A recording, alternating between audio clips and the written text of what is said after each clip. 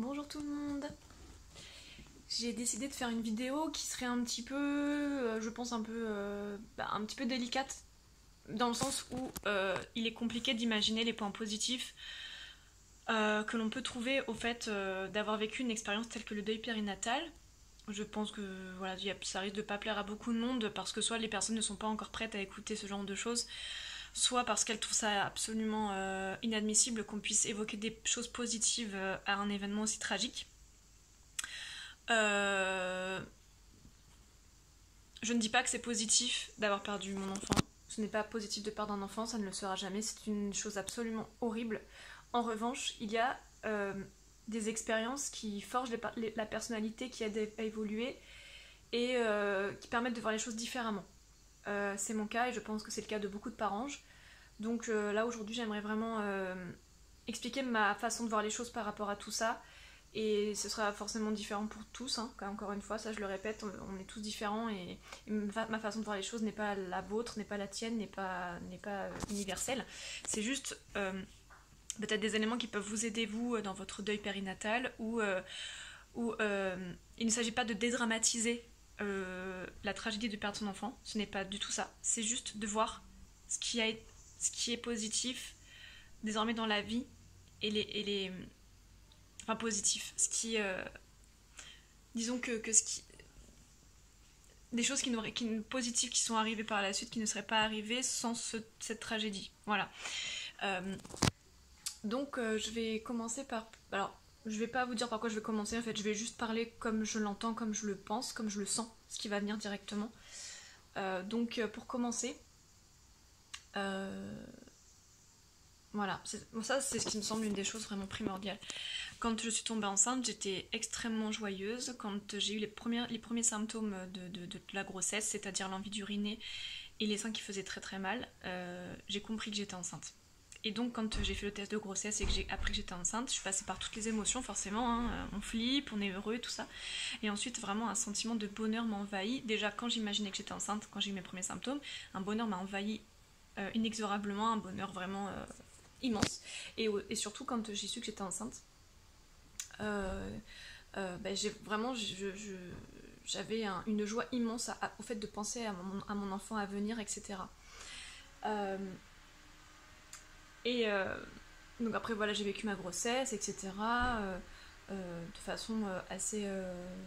j'ai vécu une super grossesse de toute façon. Et donc il s'est passé ce qui s'est passé, on a perdu Orlan malheureusement, et quand on l'a perdu, eh bien, c'est vraiment là que je me suis rendu compte à quel point on avait envie d'être parents.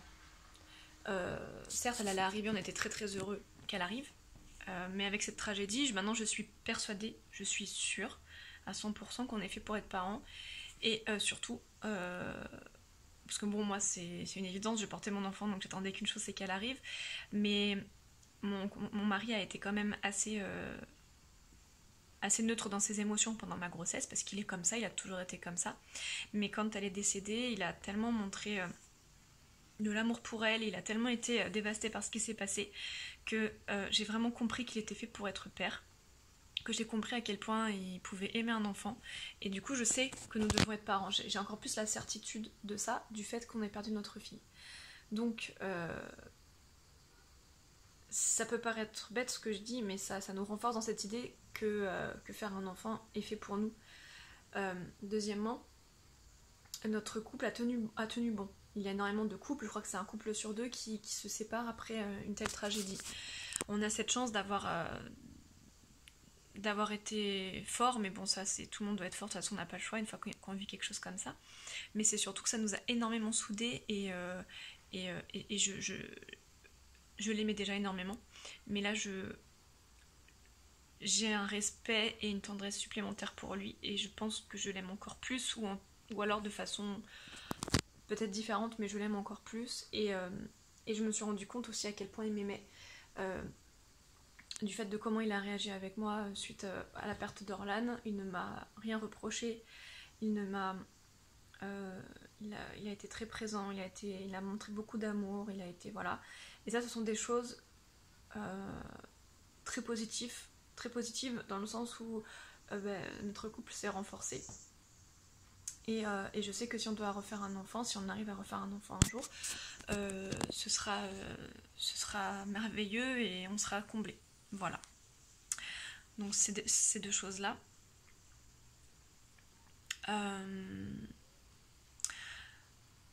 Également, le fait d'avoir perdu notre fille me fait voir les choses de façon très différente. Je vis plus au jour le jour.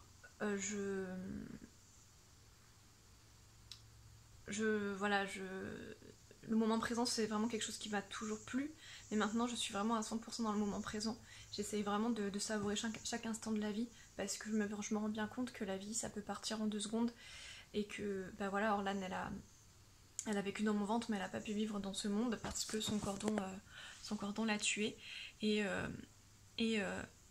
je me dis que voilà, du jour au lendemain, voilà, une voiture peut m'écraser, ou tout peut arriver en fait. Je vis pas dans la peur de mourir, absolument pas. Mais par contre, je me rends compte que la vie est quelque chose de vraiment très éphémère et qu'il faut profiter de chaque instant. Et ça, c'est peut-être quelque chose que j'aurais pas autant. Que j'aurais peut-être pas autant. Enfin, peut-être que si ma fille était là à l'heure actuelle, j'aurais préféré, bien sûr, il n'y a pas photo. Mais si ma fille était là à l'heure actuelle, peut-être que j'aurais pas cette sensation-là. Peut-être que je savourerais moins chaque instant de la vie. Également, le fait d'avoir vécu ça m'a mis en relation avec des personnes que j'aurais jamais contactées si j'avais pas perdu ma fille. Des professionnels dont des masseurs, dont des personnes qui me font du bien par rapport à mon corps, mais aussi des personnes qui me font du bien par rapport au psychique. Je ne parlerai pas de quel professionnel il s'agit, parce que je sais que c'est très critiqué et beaucoup de gens ne comprennent pas, et j'ai pas envie de partir dans des débats pourris, ça sert à rien. Et donc la personne que j'ai contactée en l'occurrence m'a énormément aidée pour la suite de ma vie, m'a montré des choses que je savais déjà, qu'on avait déjà montré du doigt, mais que je n'avais pas forcément écouté, et c'est une personne qui m'a vraiment révélée sur beaucoup de choses. Donc cette personne, je l'aurais jamais contactée si ma fille était là aujourd'hui. Voilà. Et du coup, bah forcément, mon chemin de vie va être un peu différent de ce que j'avais pensé. Et je sais que ça va être bénéfique pour moi. Je sais que c'est le chemin qu'il faut que je prenne. Ça va mettre du temps, parce que bah, c'est des choses un peu particulières, dans le sens où c'est pas un chemin de vie classique et on va dire normé. Donc il va falloir vraiment que je me fasse violence et que j'aille dans ce sens-là. Le travail est en marche, j'ai commencé à évoluer et à faire ce changement. C'est très long parce que je veux faire les choses bien. Mais voilà. Donc il y a ça.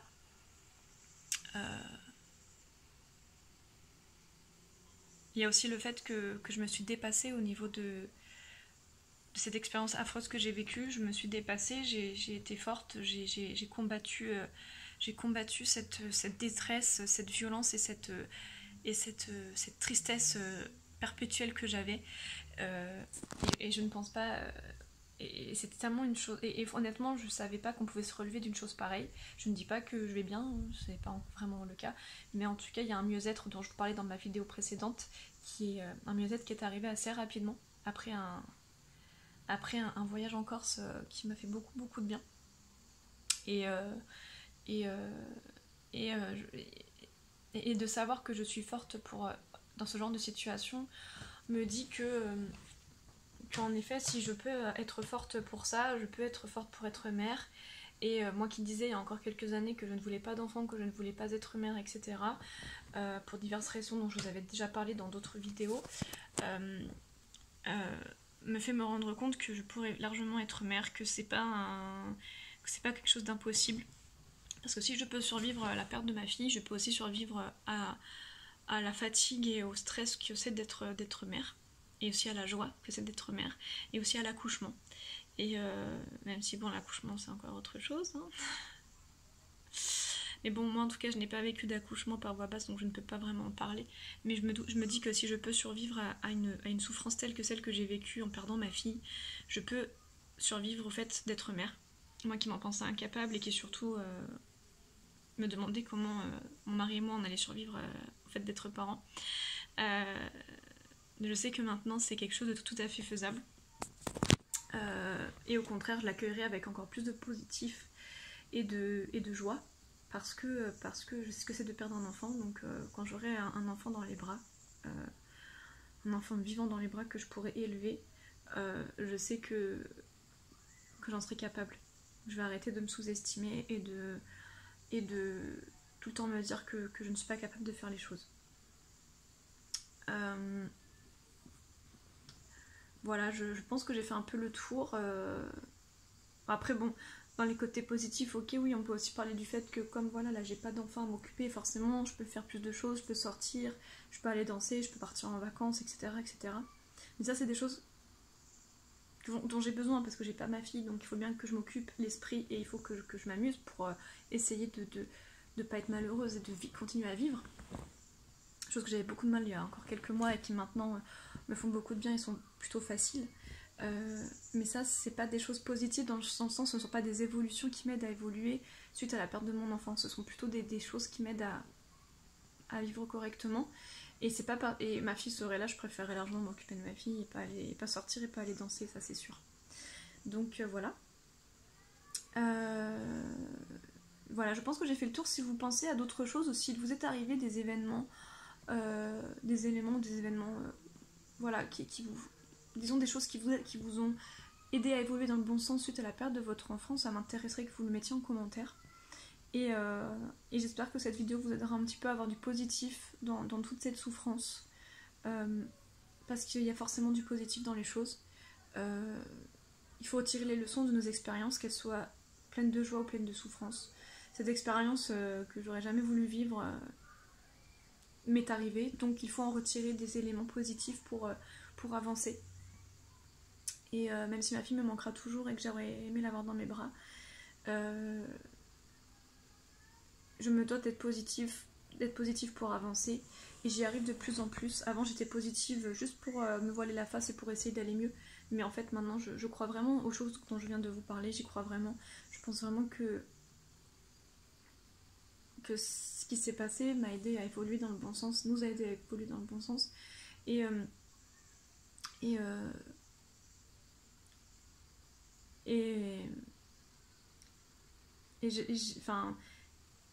je pense que Orlan, du coup, le peu de passage qu'Orlan a fait sur cette terre dans mon ventre a eu un impact. Elle a eu un énorme impact.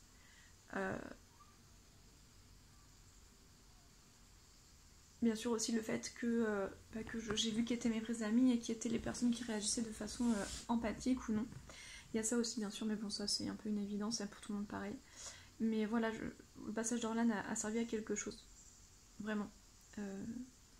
C'est pas voilà, elle est décédée dans mon ventre donc elle a jamais existé, ça c'est faux. Voilà, j'ai fait le tour. Je réfléchis, en fait, c'est pour ça que je fais des blancs, parce que je suis en train de réfléchir à si j'aurais oublié des choses. Mais je pense que j'ai rien oublié. Donc je vous fais des bisous et puis je vous dis à très bientôt.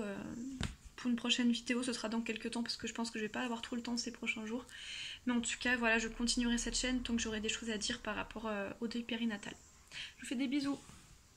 À bientôt.